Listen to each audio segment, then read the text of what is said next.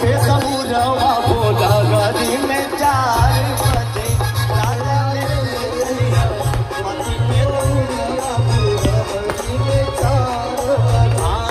छठी माई के कारब हम यारतिया भोला गरी में 4 बजे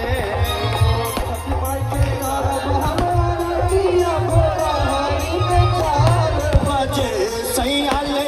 चलिया माथे पे दबूरिया भोला गरी में 4 बजे सैया ले चलिया माथे पे दबूरिया भोला गरी में 4 बजे। ज्यादातर मुझे यहाँ से लग रहा है हमारे लोग देखा हमारे भैया लोग ताली बजाते लोग घूम रहे। देखिए आज हम स्टार बन गए एकदम तोहरे के घूम बता दी पैसा जिंद है लेकिन ताली जरूर बजाई हमारा हाथ उठाई जरा हे चला चला चला माई के धाम चला हे चला चला चला माई के धाम चला हाथ में चुनरी लेला चढ़ाई खूब जलवा ई दोनों हाथवा